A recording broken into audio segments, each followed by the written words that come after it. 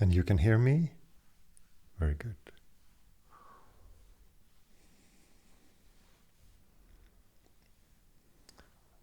We have, maybe there would come more, but right now we just have a background stream. And this is the room. Very quickly. It's really great to see. Thank you for sharing. Yes. It's Sanna usually that tells me that I should do it. I hear her voice. You should show the people on stream so everyone can connect. Very good. Okay.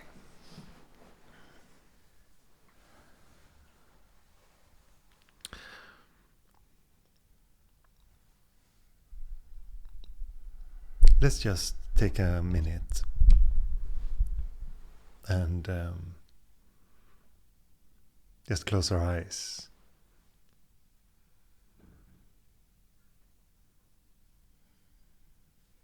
Just connect with the present moment.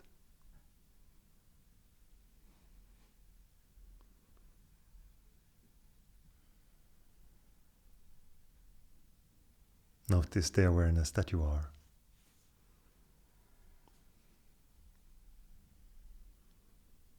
And the expression of the body. Maybe there's thinking, whatever comes through the senses.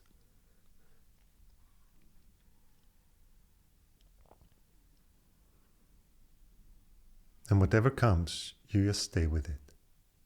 You just notice it, completely alert. You just notice this moment.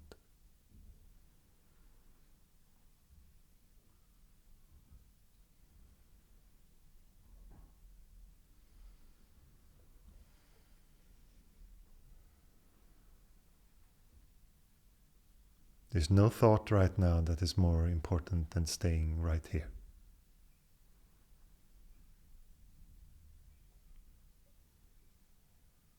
You just completely allow the present moment.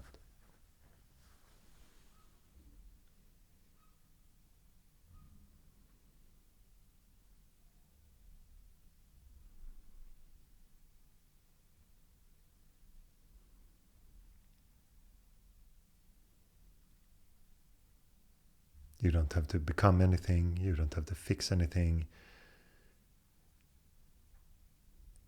You just stay with what is. With this quality of being.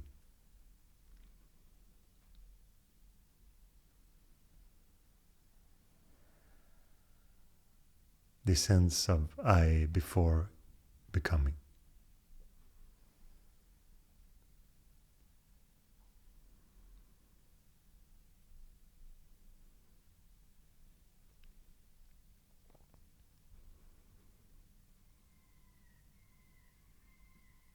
And notice in this alertness that everything calms down.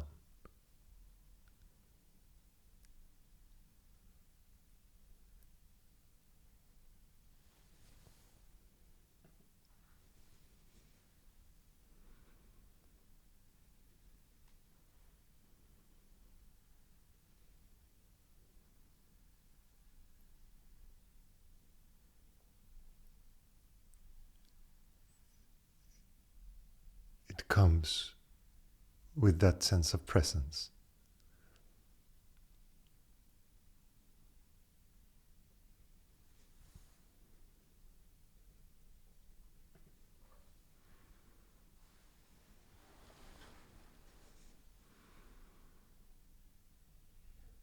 Just notice everything slowing down.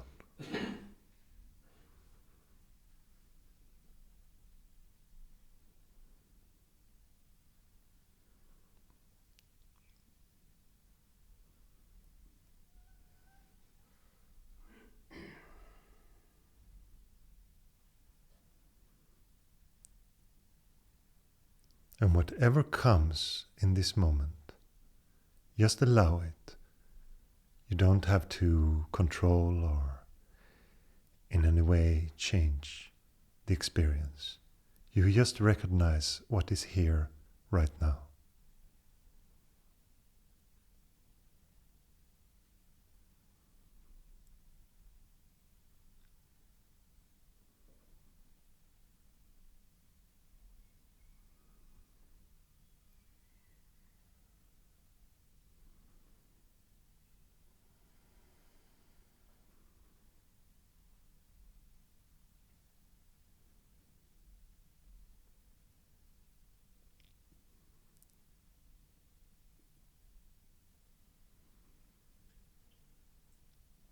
And from the standpoint of awareness, there is nothing wrong with you. There is nothing that needs to be fixed.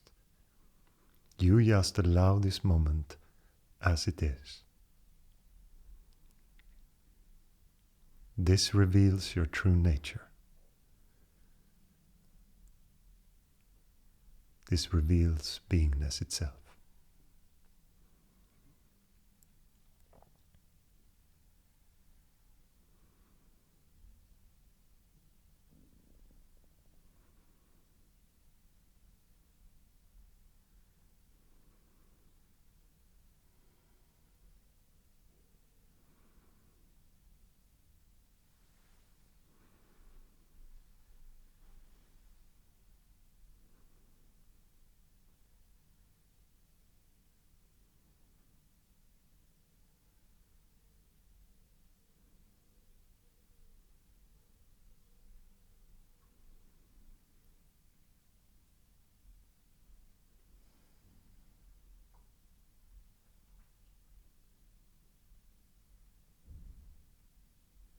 If you get lost in thoughts, you just come back to noticing, thinking.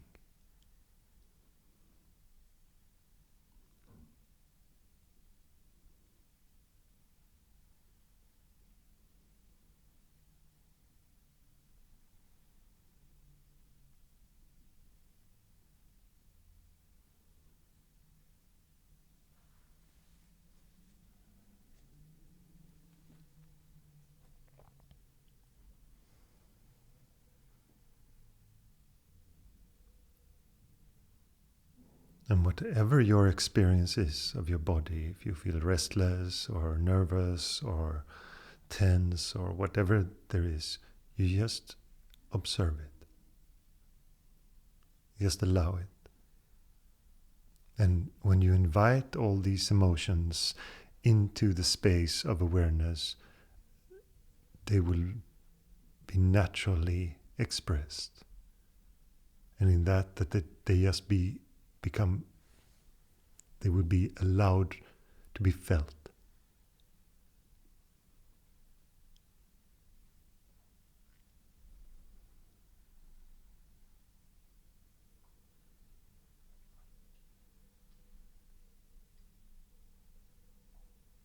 And your first impulses might be to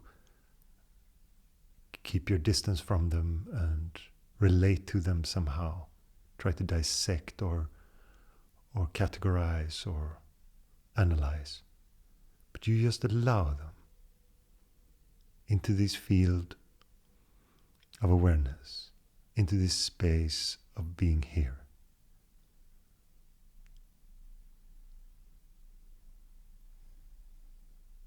And this acceptance of the emotional state and of the present moment is true self-love.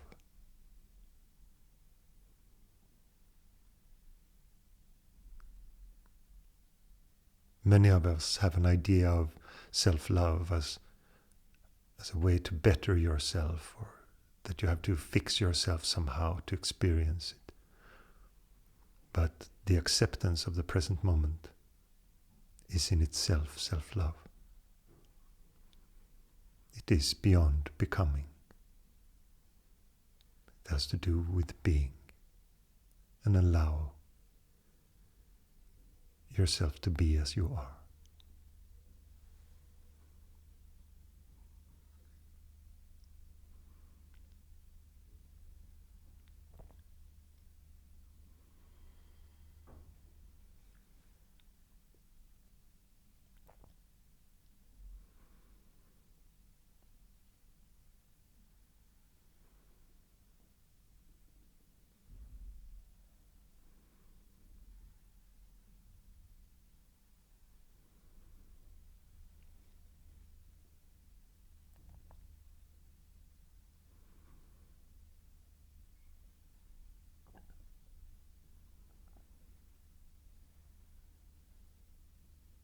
this aspect of you, this beingness, can never be hurt, never wounded, never diminished really.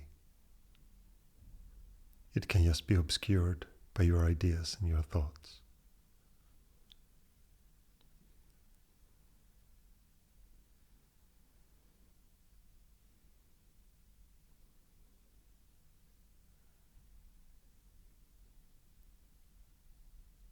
You can be in alignment with it, or you can go against it.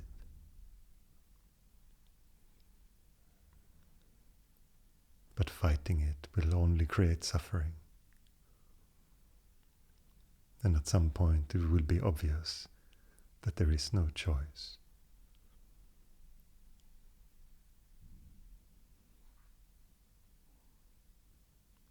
That this intuitive sense of awareness is your nature.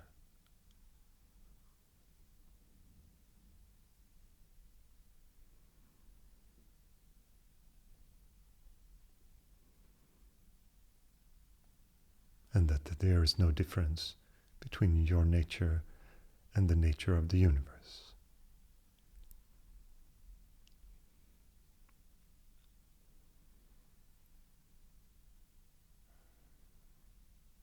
They are the same, and the experience itself is not personal. It is universal.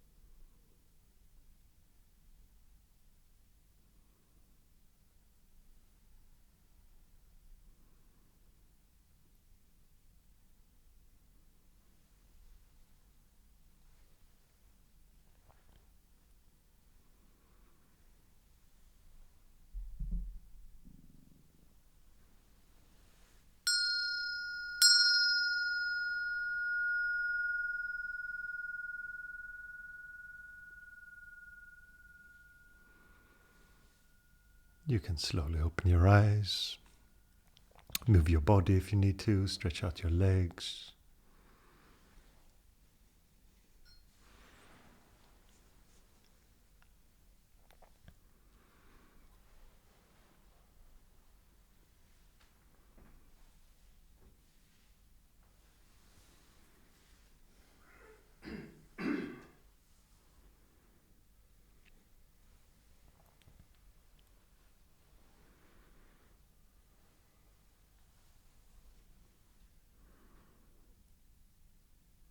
I do these formal, usually about 15 minutes in the beginning, just because some of you might need the focus of this is a meditation, to be alert of this moment. But as you know, when I ring the bell, it doesn't mean anything. The present moment is still the present moment after the bell has rung. Awareness is still awareness, even while I'm ringing the bell.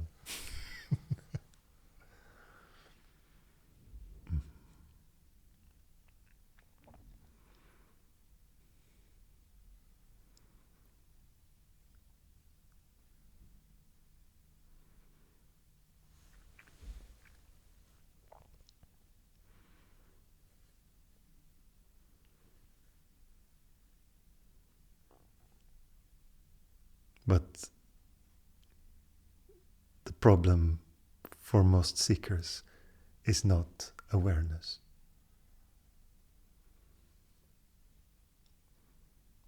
It is what they assume to be in the way of awareness. the ideas of the past, the ideas of future, the idea of your situation.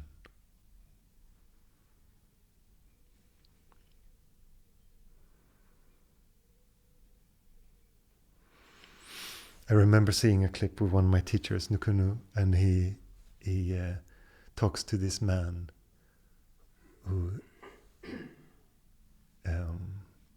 was quite old.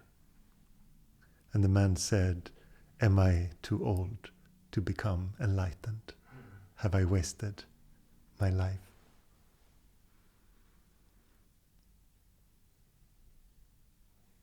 And Nukunu said, full of love, "It's too late for you. You don't have a chance. It's too late. You have wasted your time." And in that moment, the man completely breaks down, starts to cry.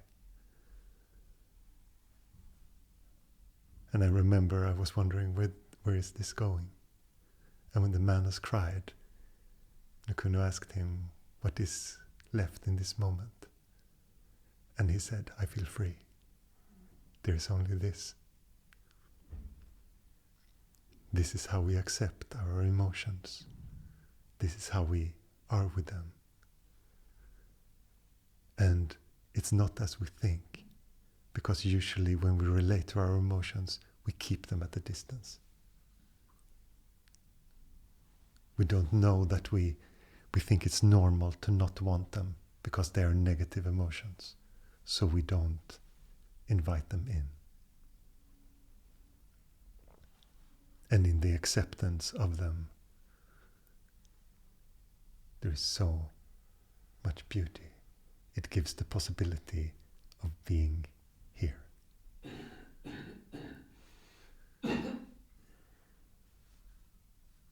Most people assume their life to be their situation, their context, what their past has been, where they're going in the future.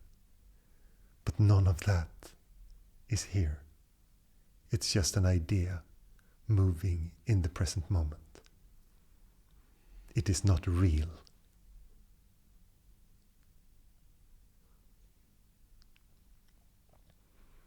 Meditation is not a philosophy or a concept or a belief. It is the recognition that the present moment is here.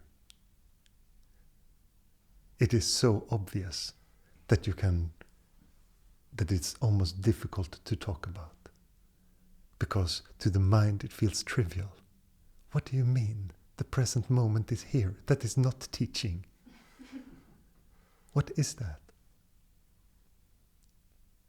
Because it has nothing to do with knowing some advanced Vedanta texts or being knowledgeable or having practiced for a long time.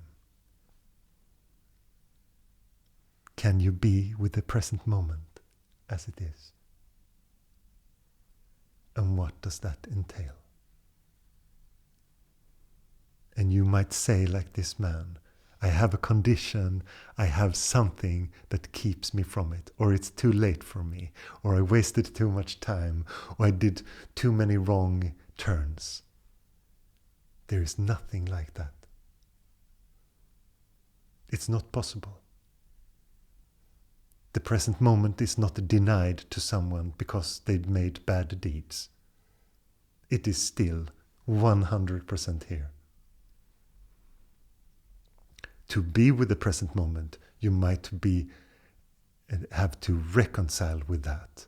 But that is on the idea of the person. And sometimes that needs action.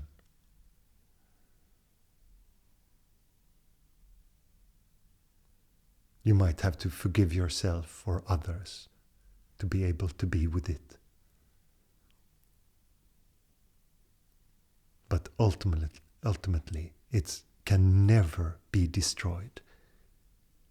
If you look at the present moment and say, I found a scratch on the present moment, that is not possible. the experience I have of awareness is limited. That is not possible. The light is diminished. All these things, all these ideas that we can have. My ego is too strong. Too much of this, too much of that. It's not possible. It is exactly as it should be. And the acceptance of that is sometimes difficult.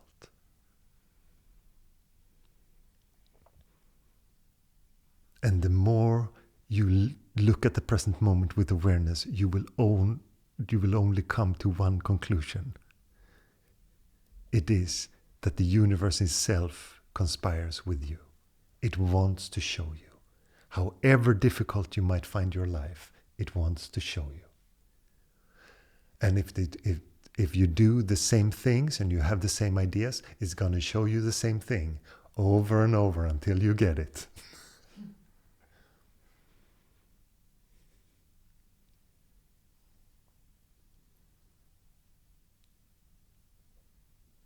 And some things takes a long time to get, and you will feel stupid when you see it.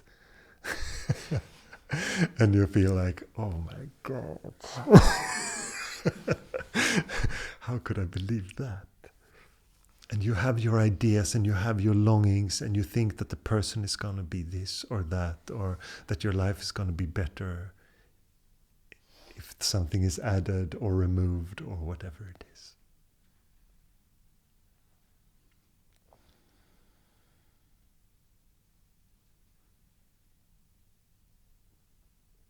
And all the universe wants to show you is how beautiful the present is. If you don't touch your thoughts, that is what will come. At first it can seem like there's nothing happening. And the frustration of that nothingness will be there, will be the most prominent thing. Because you see yourself as a victim of boredom, nothingness. You might say, my life is not worth anything because I have no ambitions. I'm not going anywhere. I'm just being this. And it can feel stubborn, and you have can have all these emotional responses to it that obscure it. But as soon as there is acceptance, the natural beauty of being comes through. But it can be stubborn, and sometimes it needs a little help. You might need a Nukunu or another teacher that tells you, look at this. Can you accept this feeling that you have? Can you really be with it? And what comes on the other side of it?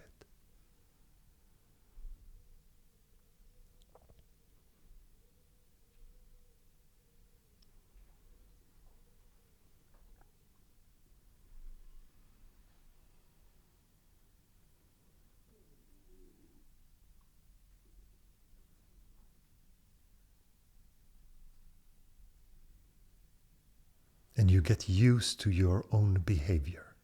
You get blind to your own behavior. So you won't see it. You also will assume your behavior to be normal. Yes, that's just how things are, and you can express it to others, you can talk about it to others, or you can feel misunderstood all the time because of it. But that just means that you want something that is not there. You have this sense of longing, and something needs to be acceptance of it that should come from the outside. Your parents need to understand you, or whatever feeling you can have. But it does not work like that, because it comes from you. The acceptance comes from you. You are the expression of that. You are the love that you're looking for. It is not to find it in the right thing outside of you. You are the expression of that.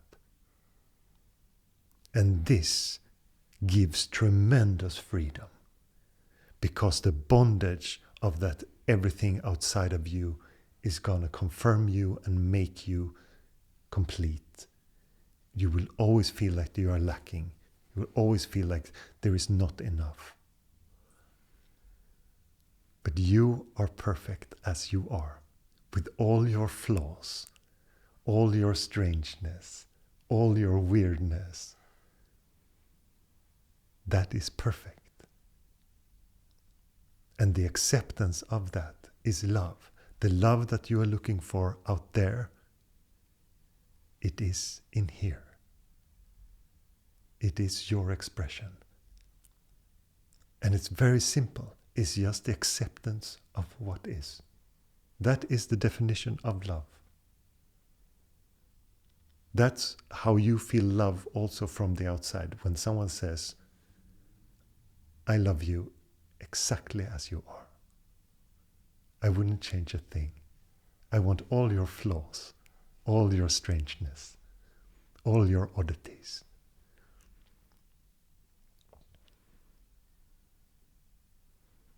And it can feel so counterintuitive, because to the ego it feels like that's just status quo, then nothing will ever change, nothing will ever become better, and all these ideas of the person going somewhere comes to life in that. But it's not like that. In the self-love, everything can change. And you also don't resist change. The awareness of all the flaws and whatever is there, all the wants, all the desires, all the things, creates change, because that is also the natural movement of things. Usually when there is stuckness and there is sameness, there is something in the ego that is believed in very strongly. Because the universe is playful. It moves, it wants to change. It's going to bring you new things all the time. Strange things that you never thought were possible. Impossible things. All this. But if you're very single-minded and you view and you want a very specific thing, the universe will and usually the universe gives you that just for you to realize that it does nothing. That the spaciousness and the playfulness and the not knowing is the greatest thing.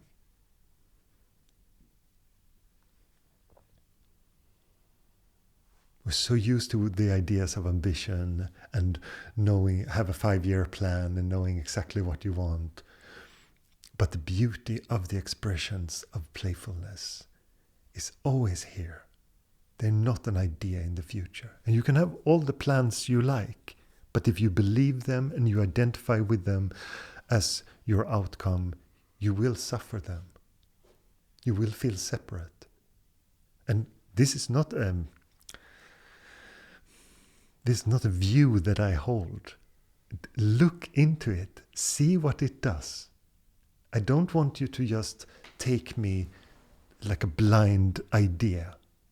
I want you to look into what does it do when you project into the future and really want that to happen. What does it do with your mind? What does it take away? How does it narrow your field? How does it narrow the possibilities of expressions? And when you start to see that when you have no ideas of what's going to happen, beautiful things happen.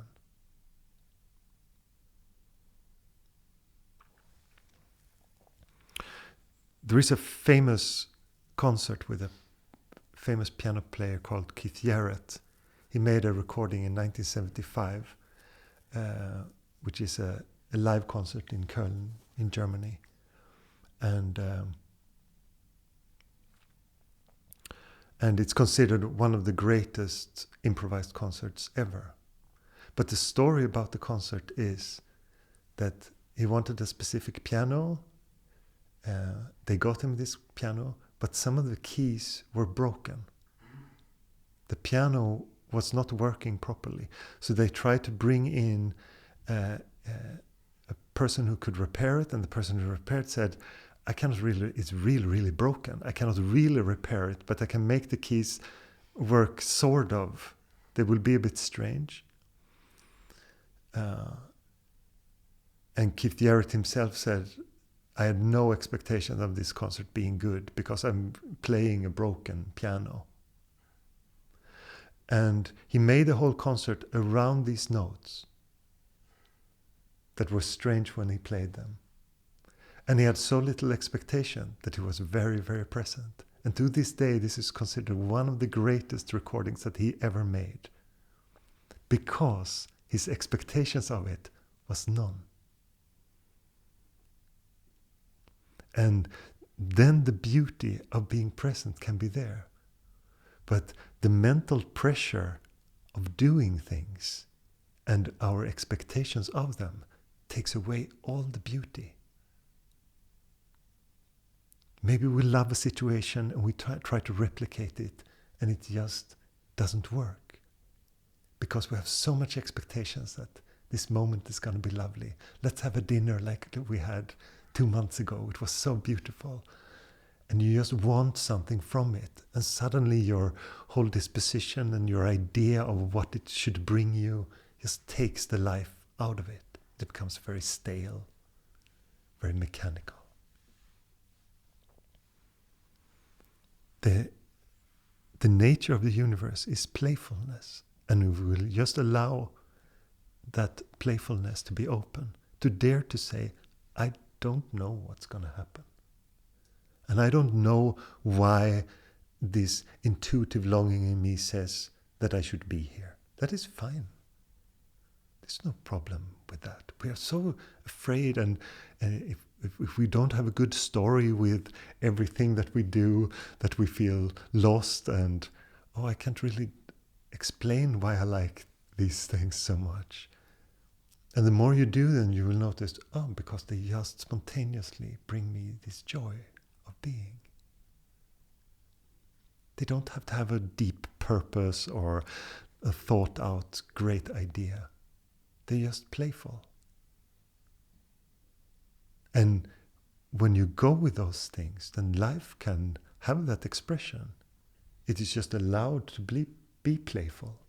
And when you meet people, it is a much greater chance that the things in them that invoke playfulness will just start to come up.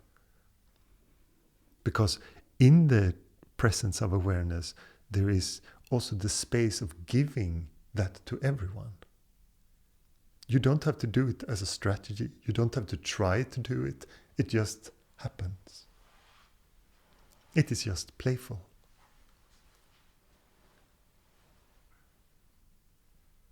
And as soon as you try to strategize, you do the opposite. You again create expectations. You diminish yourself to a person that is separate, that is trying something, becoming again. When the greatest space that we have is the natural beingness. And it demands nothing of you. It doesn't want you to become something.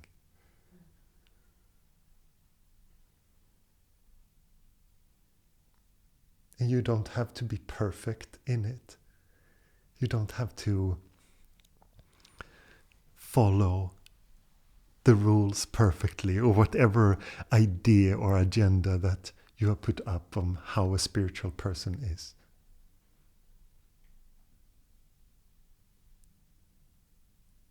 If you allow it to be, it will just give you everything.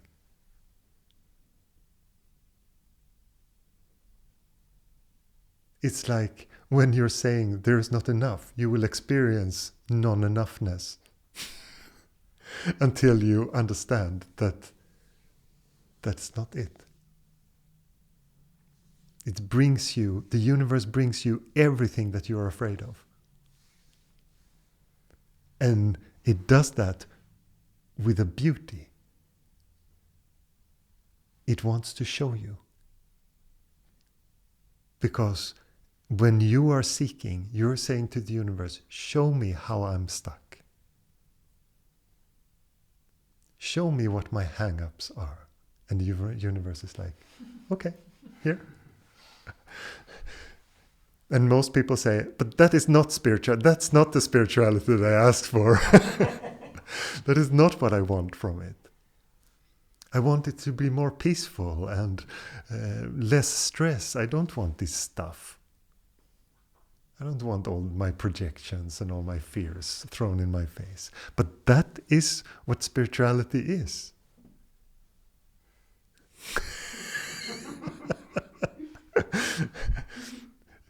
And it gives you in this form that you consider non-spiritual. But that is not a spiritual, that cannot be a spiritual thing. That's just one of my hang-ups, or whatever story you might have. But that is exactly how it is. And usually people sit in meditation and they hear about, oh, my old tendencies are coming up to the surface, my samskaras or my vasanas or whatever word you want for it. And you have this idea of how they should happen. I'm sitting there and I see all my darkness and it just dissipates somehow. You don't consider that persons coming into your life, your tendencies that you project, and all the things that is happening in your daily life that you feel are troublesome or takes over your mind completely, that those are the vasanas coming up. They're just disturbance on my spiritual path. If I just could get rid of those. It's so common to completely go in the opposite direction, to just fight those things or try to get rid of them when you know that you wouldn't do that with anything that you would consider a vasana or an old tendency. Then you would be very attentive and allowing with it. It's so easy that we're blind to the idea of what is spiritual and what is not. We try to, all the time, discern. But everything is in the present moment. Even the things that you consider completely non-spiritual.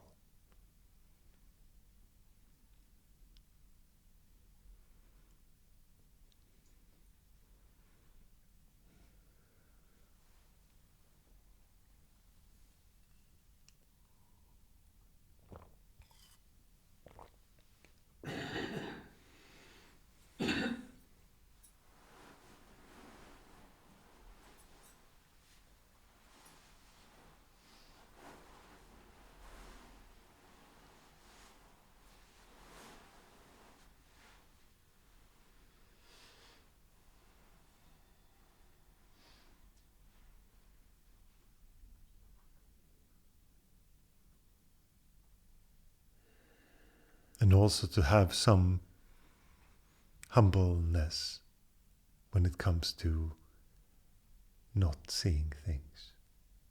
It's so easy to assume that how I see the world is complete somehow. Or that you know exactly what is lacking is more usually the conclusion that is drawn. Yes, this I know, but there is this part I don't know. And in this part that you consider yourself to be very aware and know, then you completely gloss over any idea of that there is a blind spot in something, and that you have a tendency there that is just trying, or just the assumption that you are that.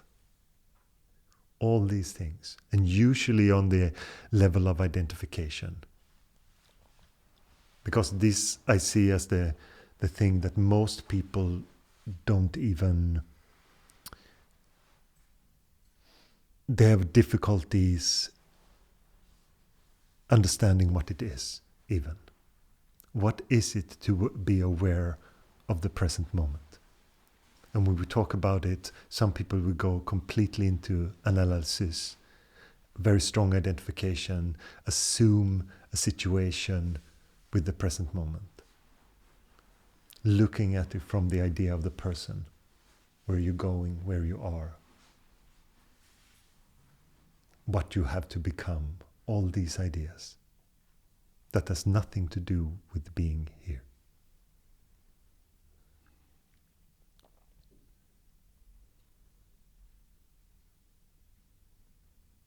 And as I said before, the simpleness of being here is so easily overlooked because it feels like that's not enough. It has to be more than that. How can the present be everything? And can it really be so simple just to be with what is? No, I have to be missing something. I think I have to try harder, sit more in meditation, longer hours perhaps. It's so easy to think that, to have the ideas of all these sense of lack in it is projected into, I'm just not trying enough. Maybe I should be more ambitious with it. Maybe I should really prioritize spirituality more.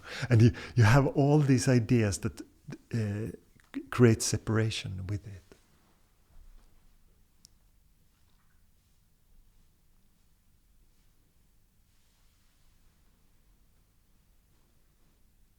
And to be sincere is the most important thing. To be honest with yourself, with what is going on, being all right with contemplating on the things that you think are bringing you happiness, if they really bring you happiness. The things that I believe in, what I have to be in this experience to be happy, is that really creating happiness? Because it's often that there is some kind of idea, like this man who started considering him too old, or you can have the idea that it's going to take many years of this practice for you to sense some kind of freedom, that you have a very long path in front of you. All these, that is like the opposite version of his. And the other coin of that is, and now it's too late. I'm too old, it's too late. I've done wrong.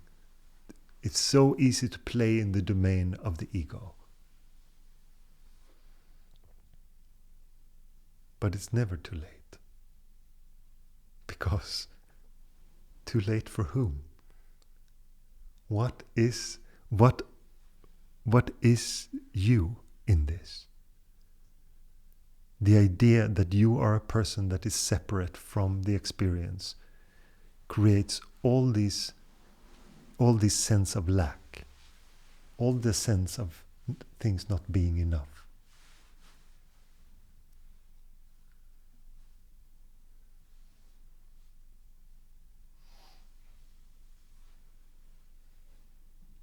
This comes from identification with the idea of the person. As soon as you have a moment where you just stay completely as you are, the moments that you usually like in meditation, when it just feels free and natural, that is your state. And I understand that initially, though when you come into those states, it feels overwhelming. It feels like, wow, something big is happening in my meditation. I have a great experience of everything feels unified, or I feel very, very free. And the ego just, yes, that is what I want. That is my medal. That is the thing that I'm looking for. And the ego gets obsessed with it. It thinks that this is the thing. And it remembers it. It creates expectations around it. It projects into it when it sits every time in meditation. It's looking for that again. And everything that seems to have the tendency of showing those same qualities. Oh, it's coming, it's coming.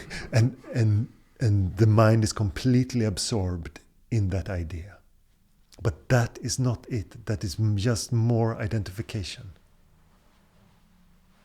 And it's nothing wrong that is happening. To most people who are sincere in their spirituality, they will have those experiences. They would get completely lost by the mind's idea of now something big spiritually is happening.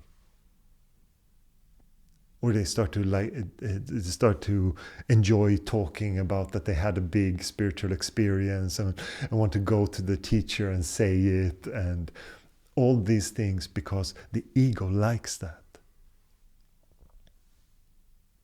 It says that it is special, that it is going somewhere, that I'm developing on my spiritual path. All these ideas. But it is just another phenomena. It's just another idea.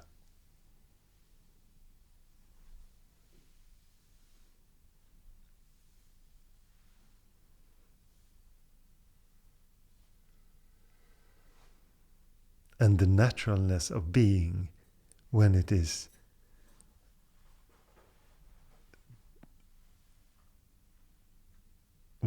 there, it is not special anymore, because there is no one in it to become special. It's actually just the same. It is what you see in others. You see their presence. You see their naturalness. They might not believe it. They think that something is obscuring it. Or thinking that they're not really there, or whatever it is. But they're still that. It's inescapable. It's the beauty of it. It's completely inescapable.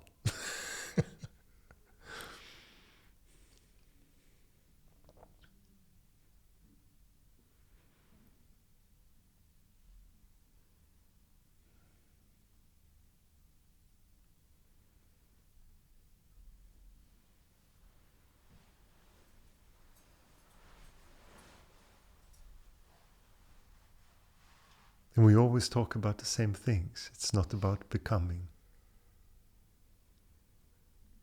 And still the most common question is, how do I become it? How do I strategize my way forward? What can I do? And when you hear that there is nothing to do, the ego has the idea of, there's no point to anything. It's hopeless. It is luck. Did we say things like this?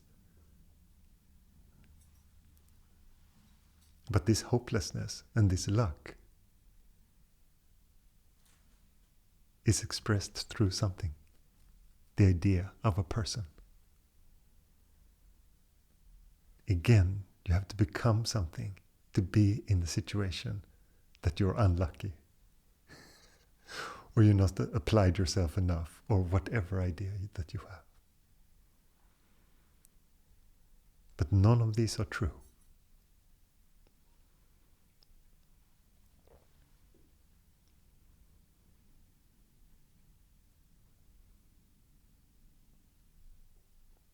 And it becomes so difficult, because the expression of that longing for awareness itself can have so many expressions. And in some people, it just wants to sit with it. So you see those people and you say, like Swami Shashwat, who just sat so many hours and just enjoyed so much sitting, that you say, I have to replicate that behavior. I have to become like that. And in that idea, you're again lost, trying to become something. So look at what the expression of the present moment is, and how it expresses in you. And when you start to see very clearly that these are the expressions of the natural beingness. And it will just feel like you can follow that or resist it. That is your choices. Before that, it feels like there's 100 different ways of meditating and approaching spirituality. But as soon as that becomes clear, it feels like I can distract myself or I can be with what is. And how that expression is in you and what is needed, you have no idea. Maybe from never hardly sitting in meditation, you will start to sit a lot. Maybe you just take walks. That is your way. Maybe you do something else. I talked to, on a retreat, I talked to an American man, and he said, it took a long time before I understood what meditation was. But I have lately realized that it's just porch sitting. I have done it all my life, and in every situation that I thought was uncomfortable or I was just overwhelmed with emotions, positive or negative, I just always sat on the porch until I came to a good space again. And he said, so I understand now that my porch sitting has been my meditation from when I was a kid. I didn't know. And that the expression will be different. Because you can have tendencies, you can have restlessness, there can be whatever way it is expressed in you. But there's nothing wrong also with trying. If you think that something will work, why not try it? And when you resist certain practices, you will also notice if they really stand out to you. I know that I've talked about many times how I resisted the bhakti part in me, and I thought that singing was ridiculous, and I didn't understand what it would do, and all these ideas of religious blind faith in religion and empty ceremonies, all these things that I carried with me, until I understood that this is the expression of awareness. I have to sing.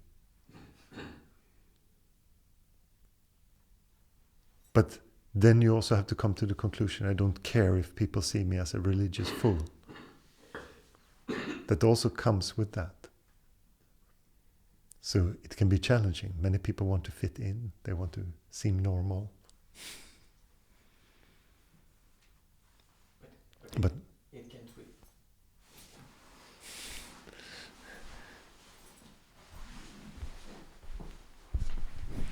But it can twist to the other, or like it can go to the opposite, right? Too, that it wants to look like you just want to fit in, and then it can go to the opposite, that it just want to be seen as something special or yes, like a spectacle. But those are those are expressions of the same thing, I would say. They are just different expressions of you want to be, because some people, if they cannot be loved, they go to being hated, because then there is some recognition of them at least. Or they want to be feared, or whatever it is. You can go to all these, but it is fundamentally the same expression of feeling special and feeling seen. But it can have it can be very dark expression in that. But it's all just different expressions of the ego. And some of them, we say, are more positive than others. And of course, on a relative scale, there is that. But it is the same expression. It is the same trying.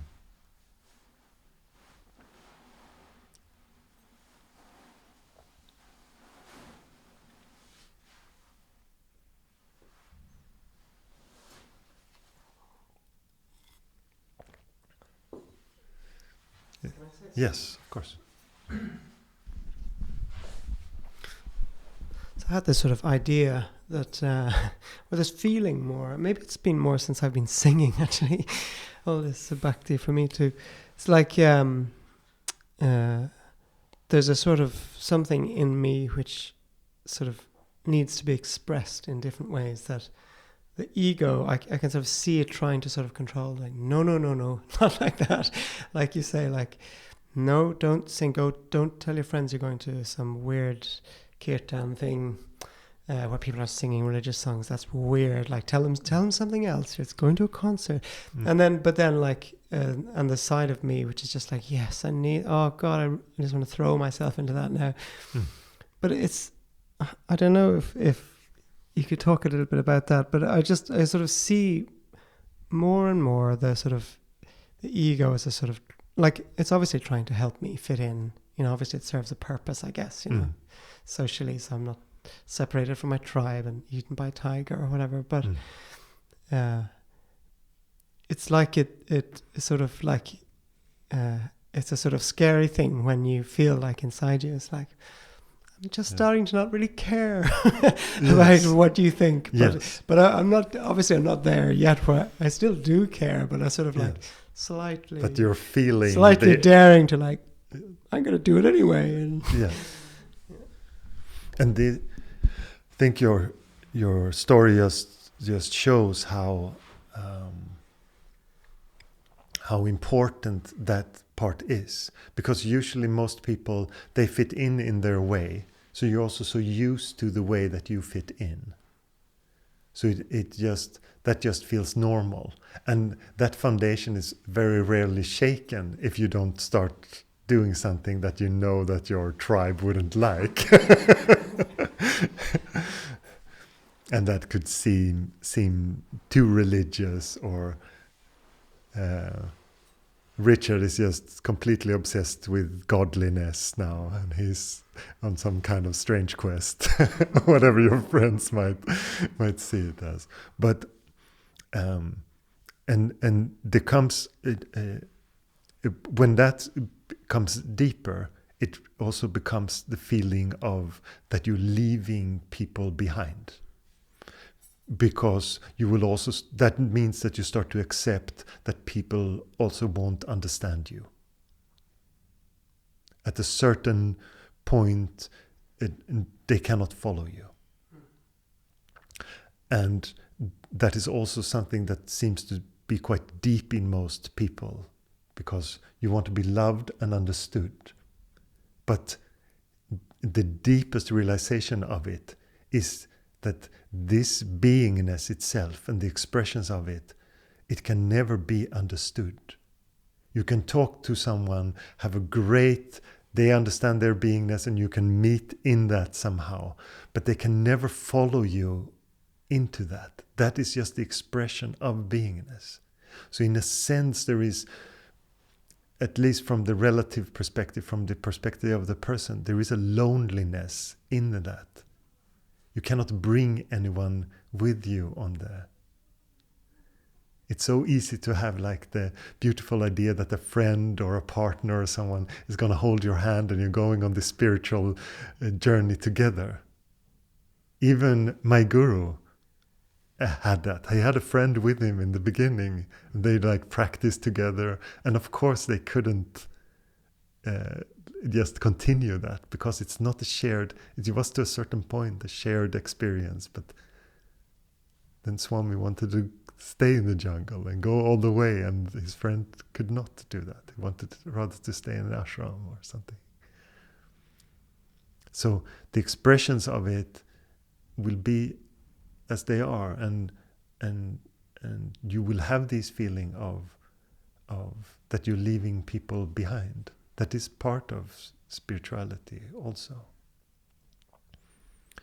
And I know that I've said this before, but I was on a retreat, and I had very much this sense of, I'm going to give it my all.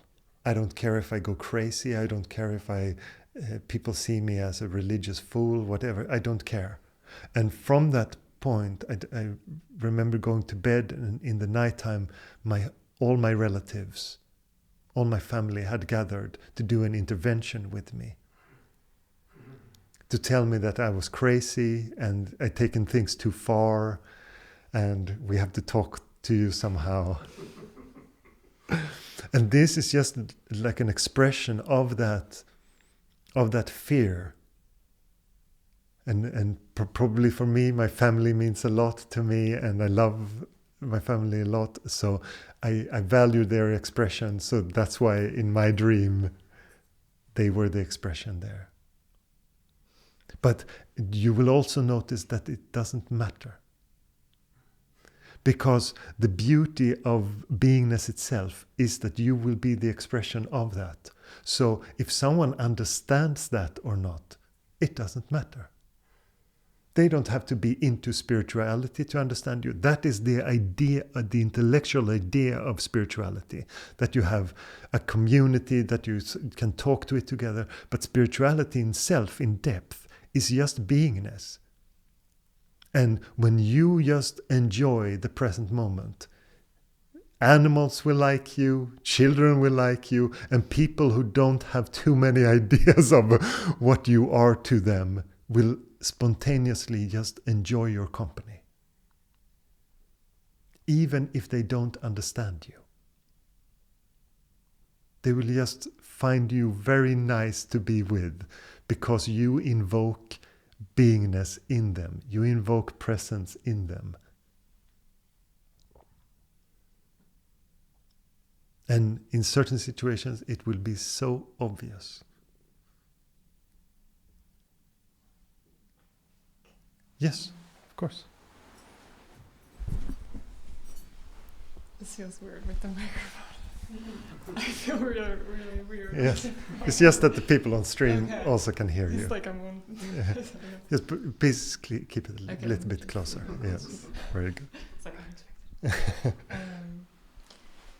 So my question is, when you are on the path, and is it natural that these deeper fears come up? Like, for example, if you're afraid of your family, is it even on? No, yes, you won't hear any sound out. Okay. It's just for them. Okay. That your deepest fears come up. Like if you're afraid of losing family, I think you said like if you're afraid of being homeless, like that the mind will, pull those things. And what if it's something like very intense? Like if it's something that's very much like you don't want to happen. How can you stay as the witness in that without being Overwhelmed. Yes.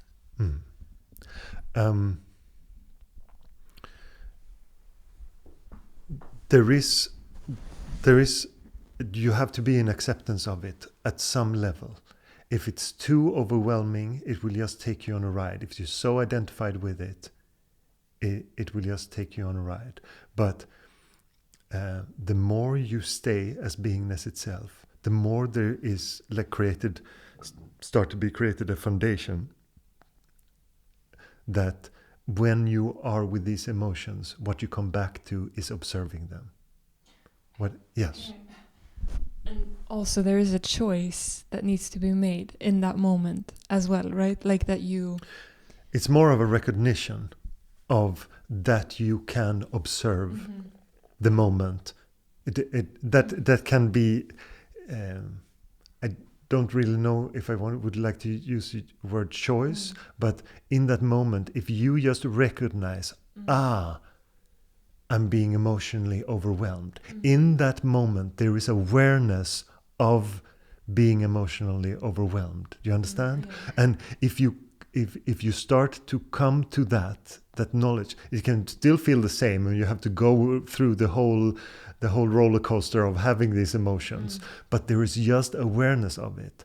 And when you start to recognize that, then there is a moment where you will notice that you're buying into thoughts around it, because you have to believe them to be overwhelming. And you are very powerful when you are not buying into the mind. Like that's something I feel like, because if you give all your power to the mind, as in like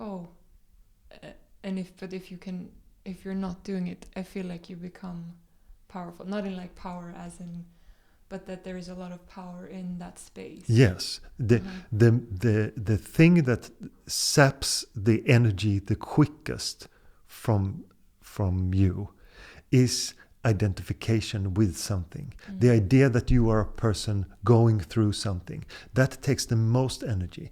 And when you start to stay as you are and you just observe it, it's like you keep all that instead of it going out. Can the ego feel frightened by that as well? Like the ego is afraid of everything that has to do with beingness. Yeah. It never wants beingness, because beingness means death to the ego. Okay, yeah. It means that it is not worth anything. So it will always try to stay relevant. It will always try to be something, because in beingness, and especially if you start to relax into this deep beingness, it's only space, and there's not much thinking happening. There is no identification happening. So where is the ego gonna grab hold of you? It has nothing to grab hold of, and you are super alert naturally in that space. So it has even less. So the ego will try everything. If it notices that you do, if you know about self-inquiry and asking the question, to whom is this happening? And you do that regularly, you will start to notice that the mind is very careful when it says, I, me, mine. It will try to refrain from that, but it also limits the mind's possibilities of creating the identified ego. Can other people also feel intimidated by that? Like, yeah.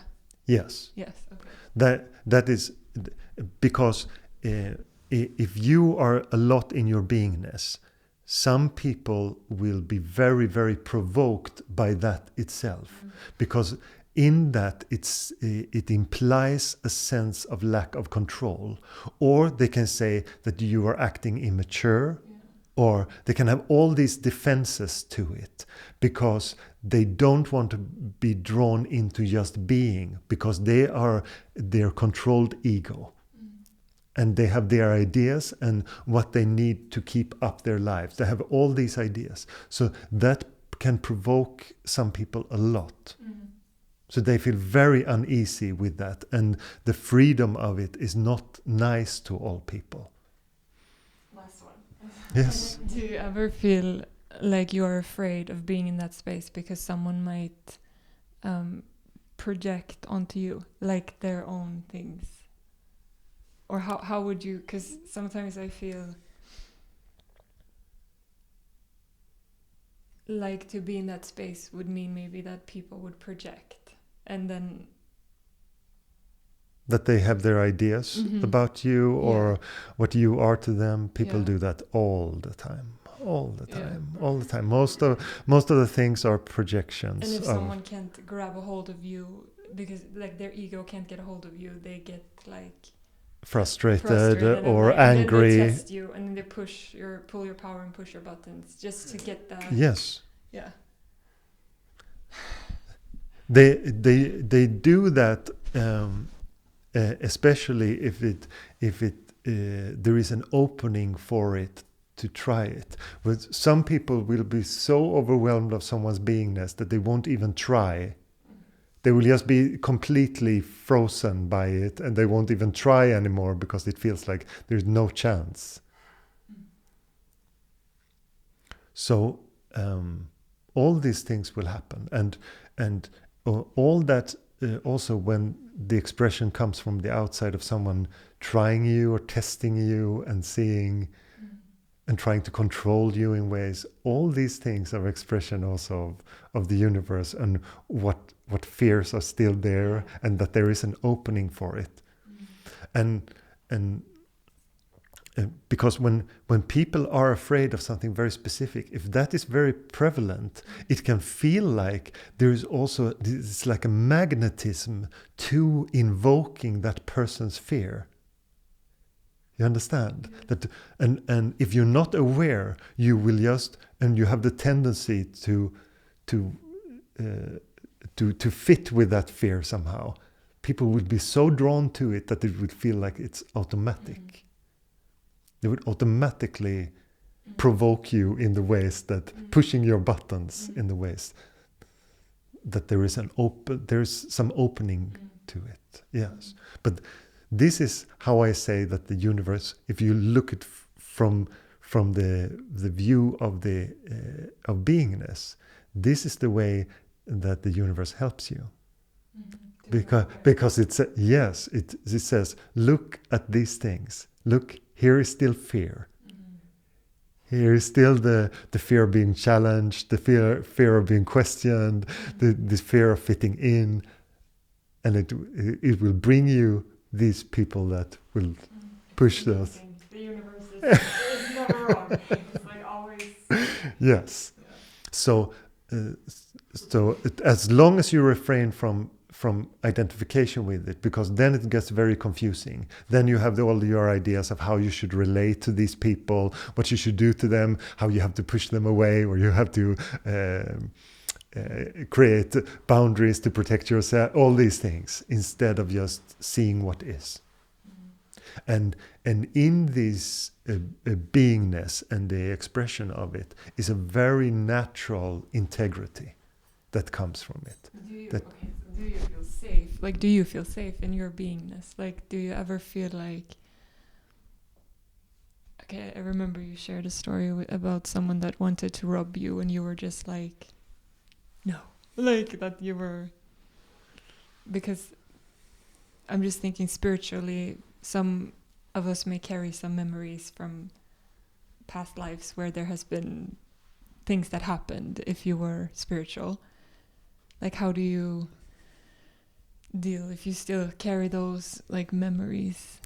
And all things that we somehow carry, we have to keep identifying with them. Because the deep question becomes, who are you? Are you the carrier of thoughts? The thoughts that come, who do they point to? And as soon as you believe, this is my thinking, this is my reasoning, this is what happened to me, you will suffer that. You will have to live it and you will have to suffer it. It doesn't matter if it's things from past lives or whatever, whenever it comes up, if you believe it, it continues. That is how everything is upheld. It's crazy. Yes, it's crazy. But it's just also the ignorance of not seeing it. So we just assume that our mind is normal and the thoughts are mine, they're personal, they pertain to the individual, and they have value as that, and they tell something profound about me. Those are the assumptions that most people have with their thoughts. But the thoughts are just a collective mess. They're just things happening, and you pick and choose from that mess, and you make it into yourself. That is what is actually happening. From the belief or the point Yes, from the point of view of belief. That you are someone that is in a situation and your life is happening to you. Ooh, that's a lot of power. That you have to But there is actually not any power in it in that sense. It's just that you are none of those things. Yeah, but if I do that unconsciously, I give into it. Yes. My energy. Yes, And it takes so much energy. There is power Or there's so much suffering. That's why I feel it's relevant to talk about this. Because if you just get an inkling of this and you start to apply it, and you don't just believe in me in my words and the ideas of the philosophy of meditation or whatever some people might refer to it, something like that. If you start to apply it, if you start to recognize beingness, and if you start to notice the experience, and you come back to that again and again, and you start to completely change your relationship to your identity, to thinking, to the whole, start to be aware of the whole process of becoming. Do you understand what I mean by that? And some people notice it when they wake up in the morning, they feel confused for a while, and then they remember themselves. And they remember all the things that they have to do, all the obligations, all the heaviness of the person. And maybe they were really anxious of it. But first, for a few seconds, there is no identification. Because it has to be believed in. It has to be upheld. And as soon as you believe it, you come again back to the suffering of it. In deep sleep, no suffering, just isness. So it's very, if you look at the expressions of your reality, you will see very quickly that this is the qualities of life, not the ideas that you believe in. But those are so prevalent, and we talk about them so much with others, and we have gotten them from our parents or from our community, or collectively we say, in Sweden we do like this, or in this country we do like that. That we have these collective ideas of behavior, what it is to be normal, what it is to fit in, and all those things can create this belief of identity. But you are always beingness. You were never anything else. And the ego can never win over beingness. It's like saying that the clouds can win over the sun. They can take away the sun. No, that's not what's happening. They're obscuring the sun. The sun is always there. What if your ego is stubborn? Like really stubborn? Yes. Because it thinks it's fun and it wants to be, you know what I mean? Like. Yes, and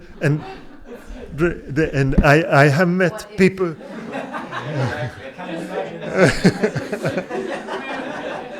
Yeah, but it can be stubborn in different ways, because I done some meditation courses where I meet new people, and what they say in it are things like, "But I like my ego." You understand? I like the idea of my person. I don't feel like giving that up at all.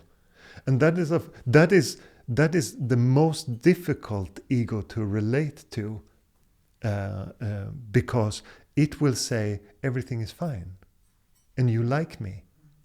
But and that's why usually when people come to talk to me, they had some kind of crisis. They're so tired of their egoic mind. There is something that makes you look into this. Because if everything is nice and dandy, you won't look. You will just say, I like my ego. It can continue like this, no problem. Because it's not challenged. And suddenly you will come in a situation where the body gets cancer, or you have a breakup in your marriage, or whatever it is, and it becomes a big change, and the ego is suddenly very, very difficult to deal with, because it can't be pampered in the way that you could before. It cannot be controlled, and it cannot be stroken in the right direction like you could before. But doesn't the ego have a place sometimes, as in like that you could also be like, it's okay, even if the ego is all up in its story? Isn't there a place as well to maybe meet the ego from a compassionate place? Yes, Just a little bit. yes, but because you cannot go too hard on the ego, it will become suicidal if you go too hard on it. So it can only take like a certain. If you would be, I'm never gonna touch any thought again from this moment, and be completely super stubborn with that. There's very few people who can deal with that, because that would completely starve the ego, and it would feel very, very harsh. So usually people do it in as much as they can take. And sometimes it feels like I'm being erased. It feels like I'm leaving everyone behind. All these feelings that come with it also have to be processed. And usually that takes some time, and you can feel overwhelmed by some things, and then it just needs to settle. Sometimes you break parts of the ego very, very harshly, and it takes 2 years for you to just be there's so much openness, and you just have to fall into place. That part of it can take time, but the beingness itself and being with it and these openings, they just happen. And if you have some the good thing about having a teacher is also that you can hear about these things and not go too far and too extreme into your behavior with it. Yes, because some people are very extreme in their ways of trying, and in certain aspects that can be great, but in certain aspects it can be very, very destructive. So yes, and it's not from my experience. It took a long time for me to go to a teacher. I had a very strong feeling I can do this by myself, and I like the stories of the Buddha, and he just tried some teachers, but they couldn't really show him the real thing, and he just went into the forest by himself. I really enjoyed these kind of the stories because they just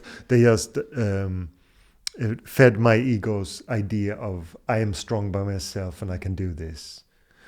But as soon as I came in contact with teachers, it provided me so much, so many things, because I could just see the beingness reflected in someone who had much more experience than me, and that is a very beautiful thing, and just clear up things that you feel unsure about very, very quickly. And today I feel very, very grateful for all the challenges that I had during my 26 years of active spiritual seeking, because I made so many stupid things, so many took so many detours and was so stubborn with things. But that makes me today being able to very confidently talk with you and say, yes, I know what it is with a stubborn mind, and that you really have to explore the expressions of just being and not trying to solve it as an idea. This, I would say, is one of the biggest challenges for almost everyone in spirituality. They think of their spirituality as a nut to crack. That this is big problem and I have to solve it somehow. And I have to have the right tools and I have to do it in the right way. And that is not really the experience that I have of it. It's just the surrendering into beingness itself. And in that it's just when you don't know where to go on your spiritual path, awareness itself knows. The universe knows. You can just ask it. And if you stay with that in your confusion, you will always come to this is what is needed. And when you start to trust that intuitive sense, when the mind is not too involved in that and wants it fears to be recognized and pushing your button and trying to become something all the time, then there is a lot of space and freedom.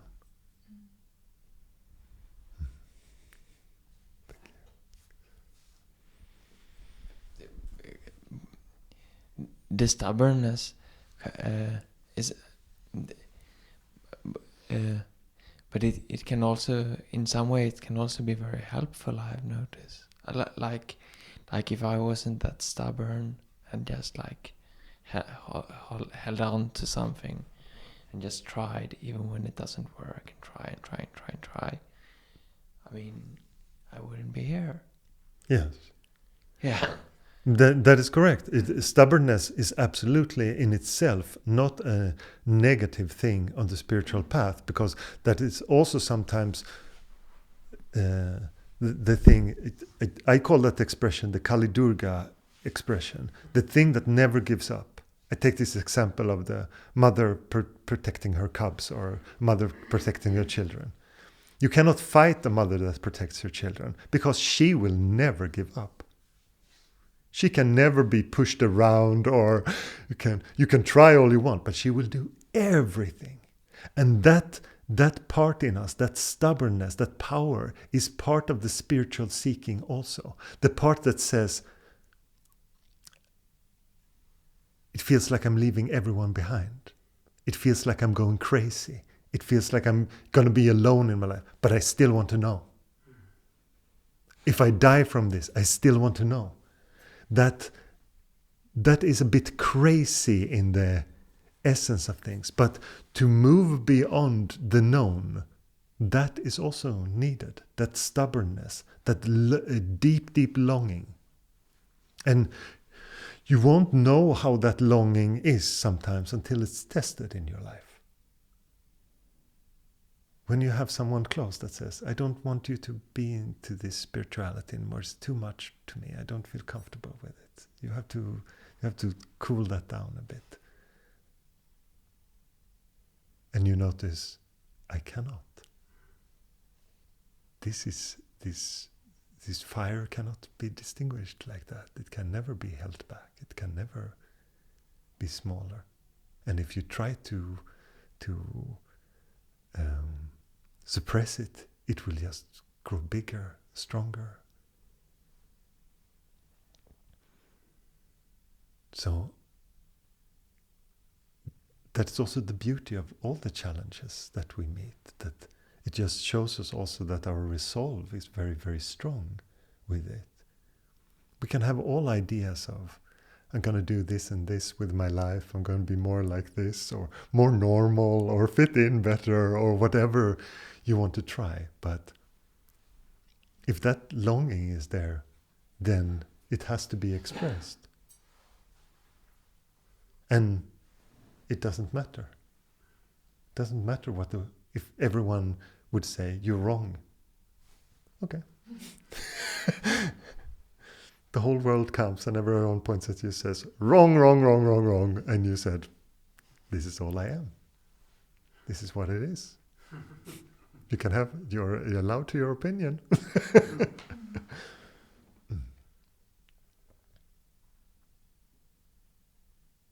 And the beauty is when it's not rooted in belief. Because belief you can always be a bit unsure of. Yes, I like these kind of thoughts, but maybe it's not right, and da da da da. You can have all these ideas when it is a belief. But suddenly it becomes your being, and then it's like, you shouldn't be what you are, but I am what I am. You should not hold the present moment in high regard, but it's all there is. It's not like it's not really an argument that you can have. It's an argument that makes no sense.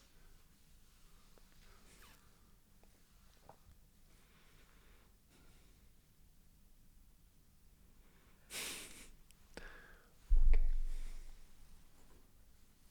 Any more questions today?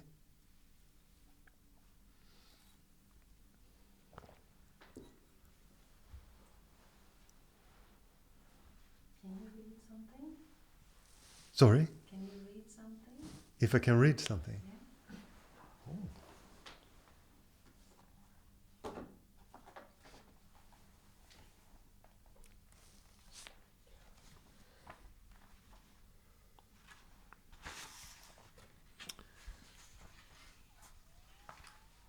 This is one of my favorite books. If someone don't know it, everyone knows it almost.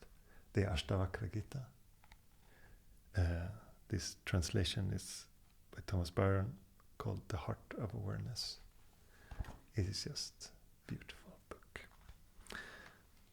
And apparently I'm reading about the boundless ocean.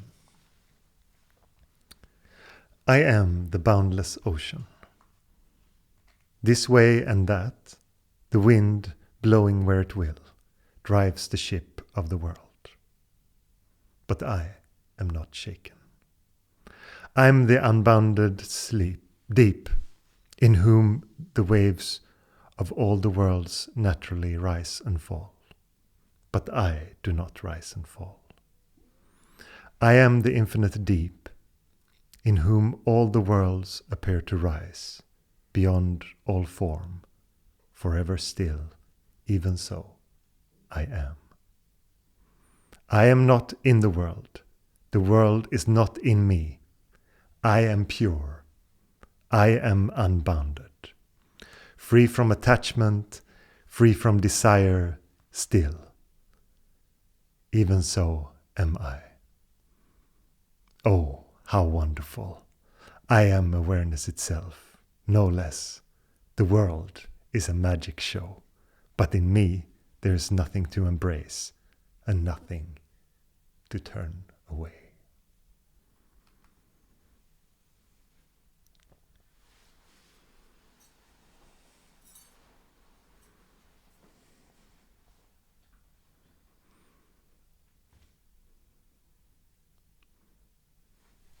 It's often talked about in spirituality.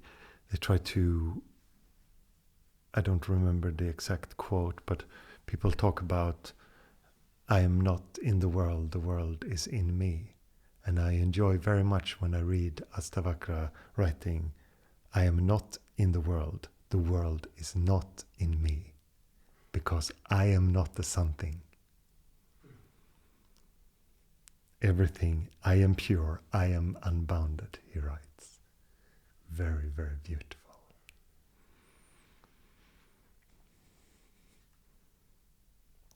The idea of the mind is always of opposites. We have to understand that. It always wants to make us understand through opposites. It tries. So it says, no, you are not in the world is in you.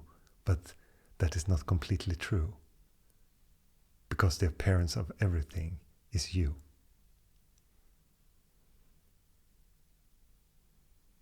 You are boundless. You are pure. You are awareness itself. Sometimes believing itself to be a person in a situation, doing something. Sitting in satsang, listening, trying to understand. Sometimes experience. Did you say? Where's that word? Sometimes experience itself to be a person. Yes.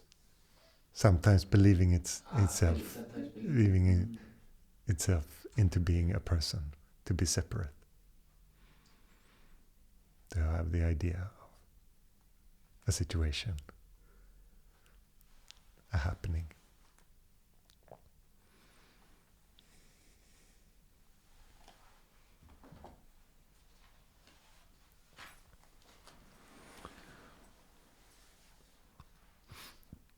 Let's sing something.